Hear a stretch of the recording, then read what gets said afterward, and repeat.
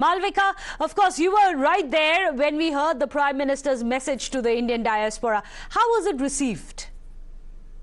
Well, it was very well received by the diaspora. There were 900 odd people who were present inside the Ronald Reagan Center here in Washington, D.C. When the Prime Minister was addressing them, his key messages were that you have made a lot of contribution to India and to the U.S., and there's more that you can do. The partnership between India and U.S. has not realized its true potential, and there is a lot of scope for partnership between the two countries. We have two members from the Indian diaspora who were present inside the Ronald Reagan Center. I'd first like to go across to the gentleman here. So what's your name, and what was the takeaway for you from Prime Minister Modi's visit? What was the sense that you were getting inside the auditorium today?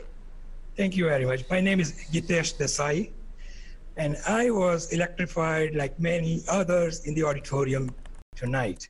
And this is the climax of his 3 days of visit to the United States, from 22nd till tonight.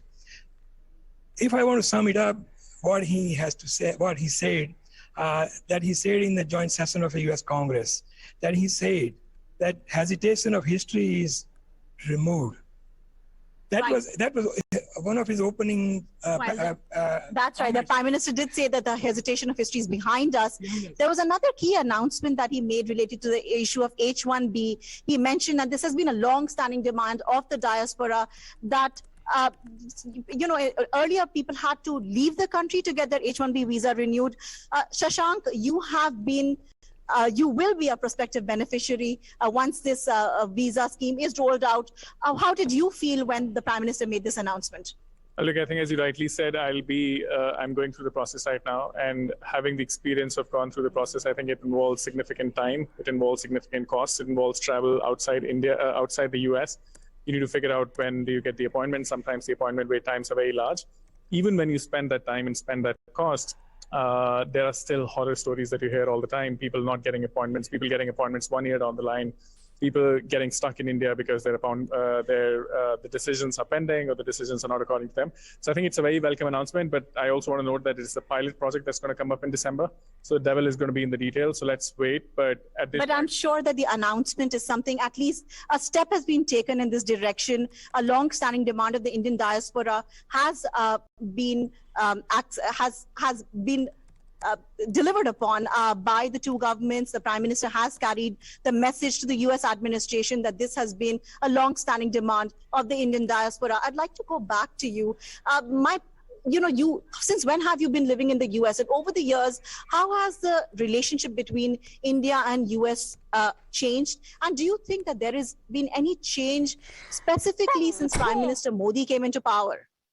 If I want to say in one sentence that from his own poem that he wrote, that he says, "Abhi to suraj uga hai, gaur andhera hatane, gaur andhera nikalne." So something like that he said, and what he meant that in between, there's lots of potential, and all the potential has a great possibility to bring two countries together.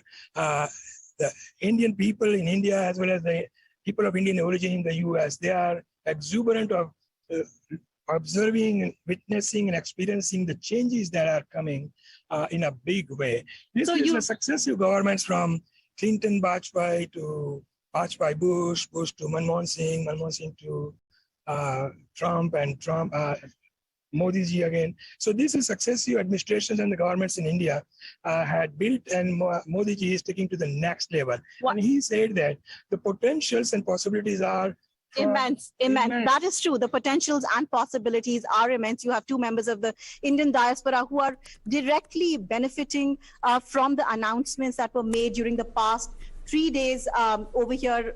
During the Prime Minister's visit, there were key announcements that were made related to defense partnership, related to partnerships in the area of technology, related to partnership in the area of clean technology.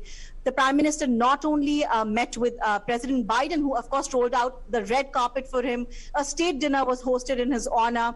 There were intimate dinner meetings that the President and the Prime Minister had here in Washington, D.C., but you also saw a whole host of CEOs. Absolutely. The CEO of Apple, the CEO of Google, everybody meeting the Prime Minister, and then this gala diaspora event that we witnessed. So that at the really Reagan Center. rounds up the entire tour of Prime Minister. There was deals, there was diplomacy, and of course the Desis were all out in full force today at Washington, D.C. Thank you so much, Malvika, for the entire coverage that you've been getting for the viewers of Times Now, minute-by-minute coverage over the last 100 hours. This coverage continues, but only